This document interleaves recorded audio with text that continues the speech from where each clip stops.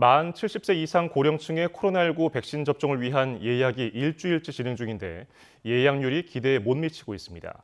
기저질환을 앓는 분들이 이상 반응을 우려해서 예약을 망설이고 또 아스트라제네카 백신 자체에 대한 불신도 영향이 있는 것으로 보입니다. 전문가들은 하지만 기저질환이 있을수록 백신을 맞아야 한다고 강조했습니다. 보도에 박홍구 기자입니다.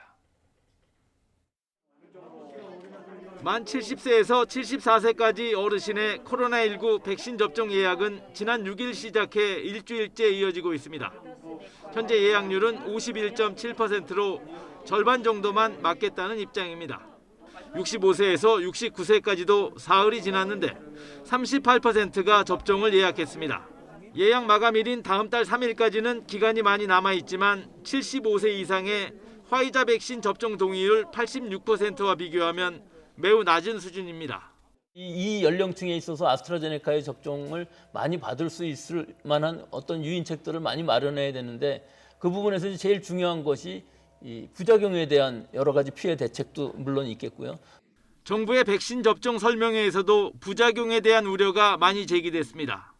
고혈압이나 당뇨 같은 기저질환이 있거나 과거 병력이 있는 경우 백신을 맞아도 되는지 질문이 이어졌으나 전문가들은 심한 경우가 아니라면 기저질환은 문제가 되지 않는다고 밝혔습니다. 개발된 그 코로나19 백신들은 금기가 되는 기저질환이 없다고 보시면 될 것 같습니다. 적극적인 치료를 하고 있는 그런 과정인 분들을 제외하고는 모든 분들이 기저질환이 있는 분일수록 전문가들은 또 백신이 치매를 유발한다는 소문은 명백히 조작된 정보라며 백신과 치매는 어떤 관련성도 없다고 일축했습니다. 정부는 특히 지금까지 접종해서 60대 이상 고령자가 이상 반응을 신고한 예는 0.2%에 불과하다며 다른 연령대와 차이가 없다고 강조했습니다. 국내 60대 이상 접종자의 99.8%는 특별한 이상 반응이 없이 접종을 받으셨습니다.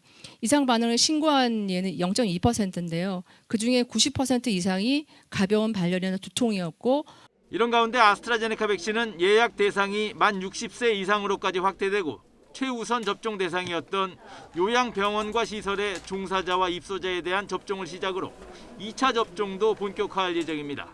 이어 백신 물량이 추가로 확보되면 이번 달 말부터는 고령층에 대한 접종이 시작됩니다. YTN 박홍구입니다.